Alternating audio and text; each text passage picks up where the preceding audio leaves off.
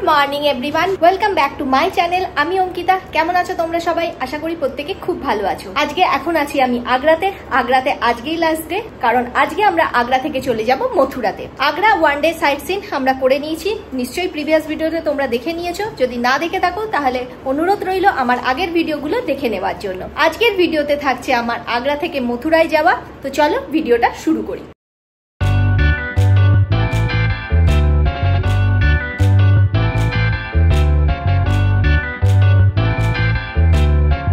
আগ্রা থেকে মথুরার বেশি ডিস্টেন্স নয়, 1 ঘন্টা 1.5 ঘন্টার মধ্যেই পৌঁছে যাওয়া যায়। মোটামুটি সমস্ত কিছু অপশন আছে। গাড়ি বুক করেও যাওয়া যায়, কার বুক করেও যাওয়া যায়, ট্যাক্সি করে যাওয়া যায়, বাসে করে যাওয়া যায়। ভলভো বাস আছে, নন এসি বাস আছে, এসি বাস আছে, সমস্ত বাস আছে। তাছাড়াও ট্রেন আছে অনেক, ট্রেনে করেও যাওয়া যায়। যেটা কমফোর্টেবল সেইভাবেই যেতে পারো তোমরা। ট্রেন, বাস, গাড়ি সমস্ত অপশন আছে। 1 থেকে 1.5 ঘন্টার মতো সময় লাগে গাড়িতে। তো আমরা গাড়ি করেই যাচ্ছি। বুকিং করেছি অনলাইন অ্যাপ থেকে, মেক মাই ট্রিপ থেকে আমরা বুক করেছি গাড়ি। আমাদের যে হোটেলেও জিজ্ঞেস করেছিলাম ভাড়া কত, বলেছিল যে মথুরা, আগ্রা থেকে মথুরার হোটেল পর্যন্ত, আগ্রার এই হোটেল থেকে আমাদের মথুরার হোটেল অবধি যাওয়ার জন্য বলেছিল 2500 টাকা, 2500 টাকা।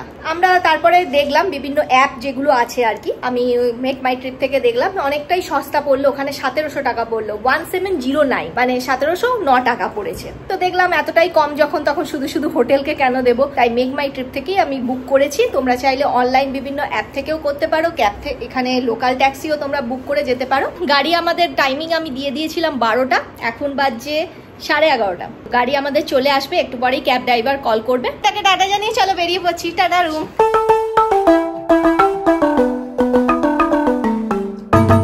চলো বেরিয়ে পড়েছি মথুরার উদ্দেশ্যে হোটেল থেকে। 11:44 বাজে, দেখি কতক্ষণে পৌঁছাই।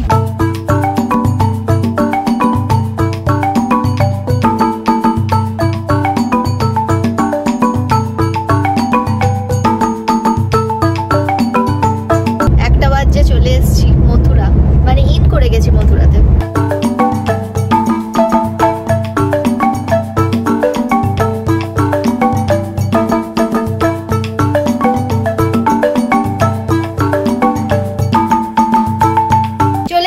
হোটেলের রুমে চলো, হোটেলের রুমটা তোমাদেরকে দেখিয়ে দিই। আমাদের হোটেল হচ্ছে মথুরাতে আমরা আছি। চাইলে তোমরা বৃন্দাবনেও থাকতে পারো, মথুরাতেও থাকতে পারো। অনেক গেস্ট হাউস আছে, অনেক ধর্মশালা আছে, অনেক হোটেল আছে, অনেক অপশন আছে। আমাদের নেক্সট ডেস্টিনেশন মথুরা থেকে আমাদের ট্রেন ধরার আছে রাতের দিকে, তাই আমরা মথুরাতেই স্টে করছি। তো আমাদের হোটেলের নাম হচ্ছে হোটেল ব্রিজবাসী রয়্যাল। এখান থেকে 1.5 কিলোমিটারের মতো হচ্ছে জন্মভূমি, তারপরে দ্বারকাধীশ মন্দির, এগুলো কাছাকাছি আছে। 1.5 থেকে 2 কিলোমিটারের মধ্যেই আছে সবকিছু। তো চলো রুমটা খারাপ হয়ে যাওয়ার আগে তোমাদেরকে রুম ট্যুরটা দিয়ে দিই।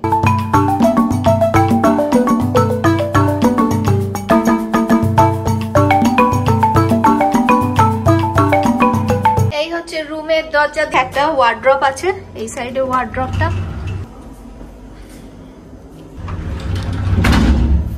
আর ওয়ার্ড্রপের পাশে চা কফি সমস্ত দেওয়া আছে। চা আছে, আসাম টি আর কফি আছে, ইলেকট্রিক কেটেল আছে, আর একটা আয়না আছে। আর এই পাশেই আছে ওয়াশরুমটা, টাওয়াল দিয়ে দিয়েছে। এদিকে হচ্ছে বেসিন, সোপ, এটা একটা মিরর, এদিকে মেন কাজ করার জায়গা, আর এটা হচ্ছে শাওয়ার এরিয়া। আর এখানে বডি ওয়াশ, হেয়ার ওয়াশ আলাদা করে দেওয়া আছে। দেখালাম এখান থেকে, এটা একটা মিনি ফ্রিজ দিয়েছে, ফ্রিজের ভেতর কিছু নেই। আর এদিকে ড্রয়ার আছে এটা। আর এই হচ্ছে ব্যাগ রাখার, আমরা অলরেডি ব্যাগগুলো সব রেখে দিয়েছি। আর এটা হচ্ছে মিরর, পাশে এদিকে টিভি আছে, এদিকে আছে ওয়ার্কিং ডেস্ক, ড্রয়ার আছে, একটা চেয়ার আছে, এটা সোফা প্লাস চেয়ার আর টেবিল। এদিকে ভিউ আমি পরে তোমাদের দেখাচ্ছি। আর এই হচ্ছে আমাদের বেড, এখানে ফোন আছে, ডাবল বেড, ওদিকে 2টো জলের বোতল দিয়ে দিয়েছে, একটা বেড সাইড টেবিল আছে দুদিকেই। এই হচ্ছে আমাদের রুম, আর ডাস্টবিন আছে। আমাদের ভিউ, এটা যমুনা নদী প্রথমে ভেবেছিলাম, তারপর দেখলাম না, মনে হচ্ছে এটা নয়, এটা হচ্ছে মেন রোড। আর এইখানে হচ্ছে ভিউ, ব্যাক ভিউ। 2টো স্লিপারও দিয়ে গেল। এটা হচ্ছে এসি ডিলাক্স রুম, এখানে শুধু এসি চলছে, পাখা চলছে না। আগ্রায় কি গরম ছিল, যাই হোক এখানের এসিতেই শুধু গরম করছে, মানে ঠান্ডা লাগছে, আর পাখা চালানো হয়নি। এটা এসি ডিলাক্স রুম, আর এর ভাড়া হচ্ছে পার ডে 4600-র মতো, এই জিএসটি নিয়ে। আর ভাড়া ইনক্লুডিং ব্রেকফাস্ট আছে।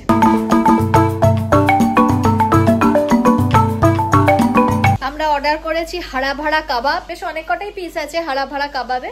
আর নিয়েছি অদরক বালি চায়। এই হাড়া ভাড়া কাবাব দিয়েছে, এইটা তলায় চারকোল আছে, গরম চারকোল আছে। কাসুন্দি চা।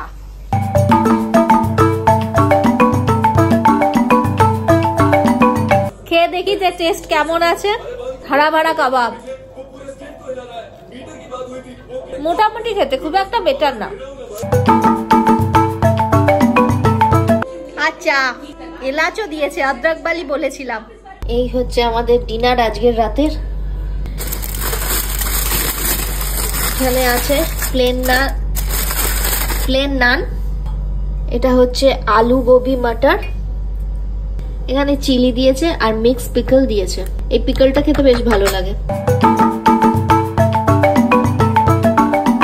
টেস্টি আছে, খাবার ভালো। Good morning everyone, welcome back to my channel. আর রাধে রাধে। আমি এখন আছি মথুরা বৃন্দাবনে। সবাই এখানে দেখা হলেই সবাইকে রাধে রাধে বলছে, তো আমিও সবাইকে বলি রাধে রাধে। আজকের দিনটা শুরু করছি, আজকের ডে সাইট সিন করবো আমি, মথুরার ডে সাইট সিন। চলো এই ভিডিওটা শুরু করি। আজকের ভিডিওতে থাকছে আমার মথুরা ভ্রমণ।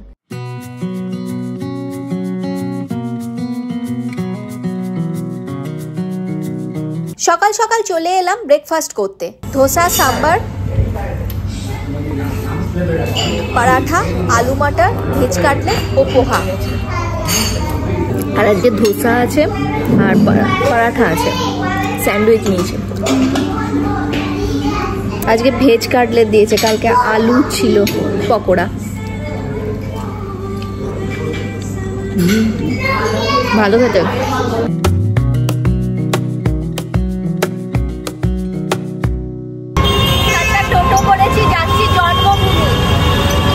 ব্রেকফাস্ট করে আমরা একটা টোটো করি শ্রীকৃষ্ণের জন্মভূমি দর্শনের জন্য।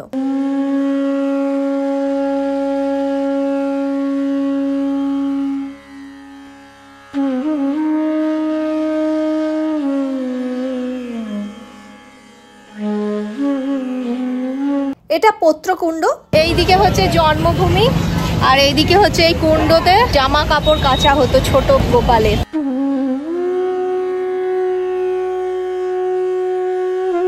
জন্মস্থান মন্দিরের দক্ষিণ পূর্বে অবস্থিত এই পত্রকুণ্ড। কথিত আছে শিশু কৃষ্ণের জন্মের পর প্রথম স্নানের জন্য এই কুণ্ড ব্যবহার করা হয়েছিল। এই জন্মভূমির এইটা হচ্ছে রাস্তা, একটা পুরো রাস্তা। এখানে আশেপাশে প্রচুর দোকান, খাবারের দোকান আছে, তারপরে এমনিও জাস্ট জিনিসপত্রের দোকান আছে।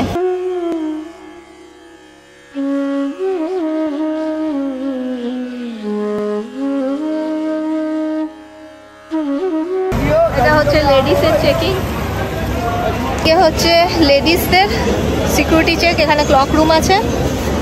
আর এদিকে হচ্ছে জেন্টসদের ফোন, তারপরে আমার এই ডিজিটাল ঘড়ি, যদি হেডফোনও থাকে তাহলে কিচ্ছু অ্যালাউ নেই। ব্যাগের খাবার দাবারও অ্যালাউ নেই। শ্রীকৃষ্ণের জন্মভূমি যাওয়ার জন্য কোনো ডিজিটাল গেজেট সাথে থাকলে ক্লক রুমে তা জমা দিতে হবে। ক্লক রুমের সামনেই লেডিস চেকিং রুম, যেখানে প্রপারলি চেক করে এন্ট্রি করতে হবে।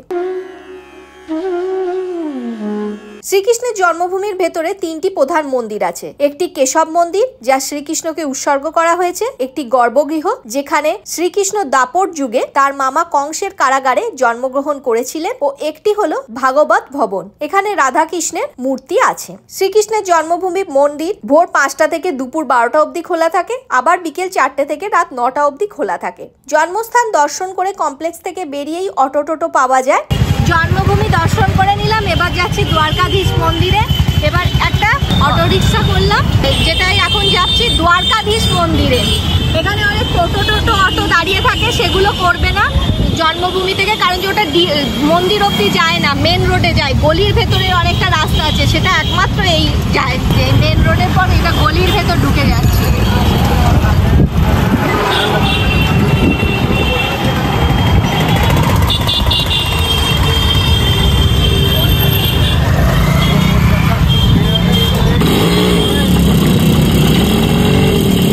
মোটর লাগানো আছে রিক্সাটায়, তাই জন্য বেশ তাড়াতাড়ি চলে যাচ্ছে।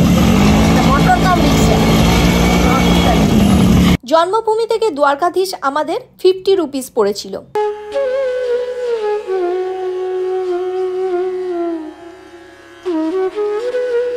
এই গলির পথ থেকে আর টোটো যায় না, টোটো আটকে দিল, পুলিশ আটকে দিল।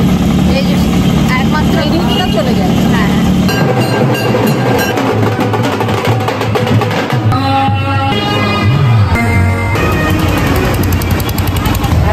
চলে এলাম দ্বারকাধীশ মন্দিরে। প্রবেশ পথটি রাজস্থানী শৈলীতে নির্মিত। মন্দিরের কাঠামোটি 1814 সালে তৎকালীন গোয়ালিয়রের রাজ্যের কোষাধ্যক্ষ সেঠ গোকুল দাস পারিক, গোয়ালিয়রের মহারাজ শ্রীমন্ত দৌলত রাও সিন্ধিয়ার অনুমোদন ও অনুদানে তৈরি করিয়েছিলেন।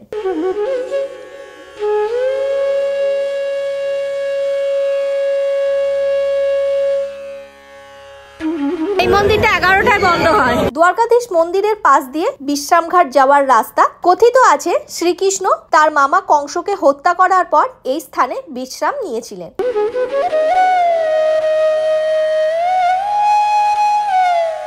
যমুনা মাতা।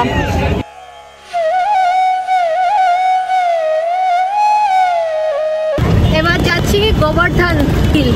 বিশ্রামঘাট থেকে আমরা চলে এলাম মথুরা বাস স্ট্যান্ডে। এদিকে হচ্ছে প্রাইভেট, গভর্নমেন্টের বাস, সেটাও নিতে পারো। আর এইদিকে প্রাইভেট আছে, প্রাইভেট এখনই বেরোচ্ছে। বাসে বসেছি গোবর্ধন পর্বতে যাওয়ার জন্য। সরকারি বেসরকারি দুরকম বাসই যায় গোবর্ধন পর্বত যাওয়ার জন্য, তবে সরকারি বাসে টাইমিং থাকে। আমাদের যেহেতু বেসরকারি বাস আগে যাবে বললো, তাই বেসরকারি বাসে করেই আমরা গোবর্ধন পর্বত যাচ্ছি। বাস ভাড়া পড়েছিল আমাদের 80 টাকা, 80 রুপিস।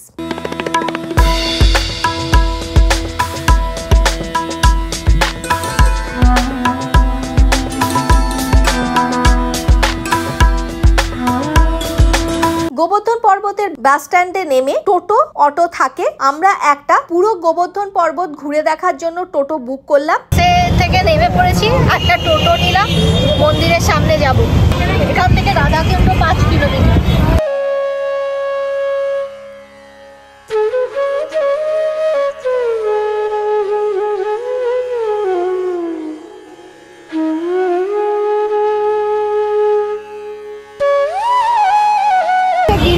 মন্দির গোবর্ধনে, গিরিরাজজি মন্দির।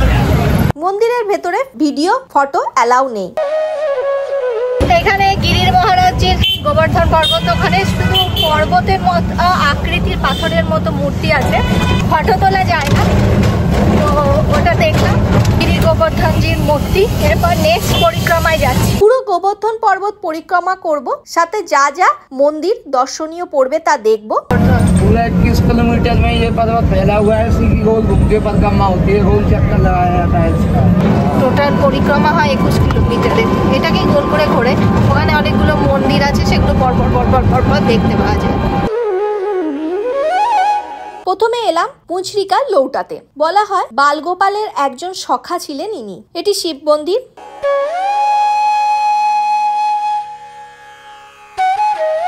আবার নেক্সট আর একটা মন্দিরে চলে এসেছি। পরিক্রমার এগুলো পরপর মন্দিরগুলো ঘোরাচ্ছে। এখানে সুন্দর সুন্দর বস্ত্র আছে বালগোপালে। শ্রী গিরিরাজজি গোবর্ধন মন্দির।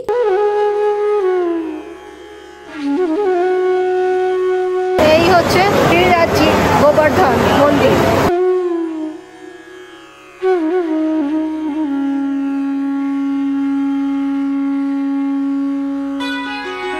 পরিক্রমা শেষ হয়ে গেল, ওই দিক দিয়ে ছোট পরিক্রমা শুরু হয়, ওটা হেঁটে যেতে হয়। এই রাস্তাটা হলো ছোট পরিক্রমা করার রাস্তা।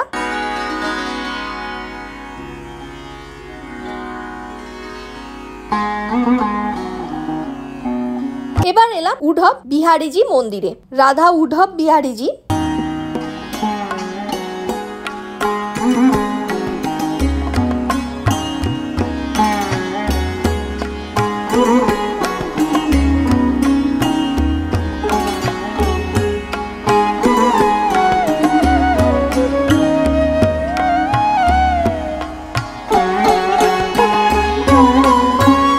যাচ্ছি রাধাকুণ্ড, শ্যামকুণ্ড, পাশাপাশি আছে দুটো কুণ্ড। সেই কুণ্ডটা দেখতে। পরিক্রমা কমপ্লিট হয়ে গেছে। কণ্ঠীর মালা।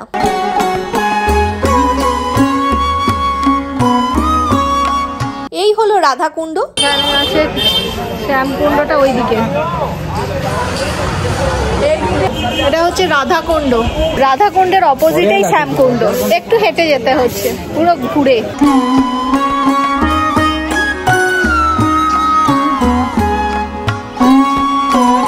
এই হচ্ছে রাধাকুণ্ড, যেখানে রাধারানী স্নান করতেন, কাপড় কাচতেন। এ দেখো রাধাকুণ্ডে কচ্ছপ।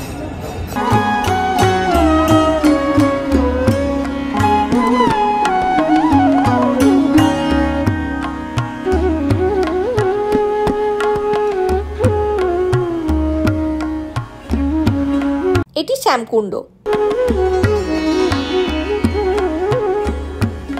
হচ্ছে রাধাকুণ্ড, ঠিক তার অপোজিটেই হচ্ছে শ্যামকুণ্ড, পরপর দুটো কুণ্ড অপোজিটে।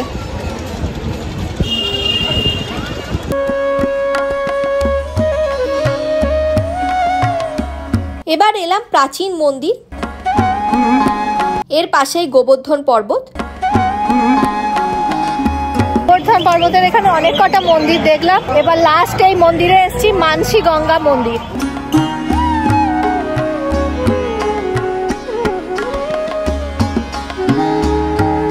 আমাদের পরিক্রমা শেষ হলো। টোটো ভাড়া আমাদের টোটাল এই গোবর্ধন পর্বত মন্দির সহ ঘুরতে পড়েছিল 320 টাকা। তবে অবশ্যই আপনারা দাম দর করে নেবেন।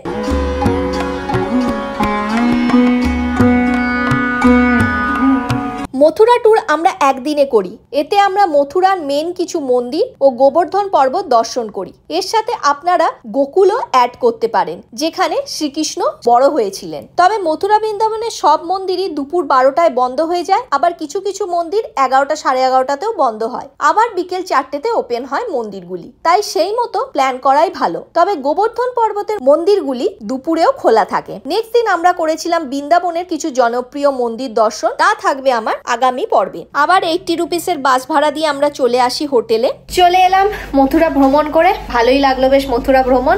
তো শেষ করছি আজকের এই মথুরা ট্রিপ আমার। তো আমার ভিডিও কেমন লেগেছে সেটা অতি অবশ্যই জানাবে। আর আমার ভিডিও ভালো লাগলে লাইক করো, কমেন্ট করো, সাবস্ক্রাইব করো আমার চ্যানেলকে। আর পাশে যে বেল আইকনটা আছে ওটা ক্লিক করে দিও। তো দেখা হচ্ছে আবার নেক্সট ভিডিওতে, ততক্ষণের জন্য টাটা।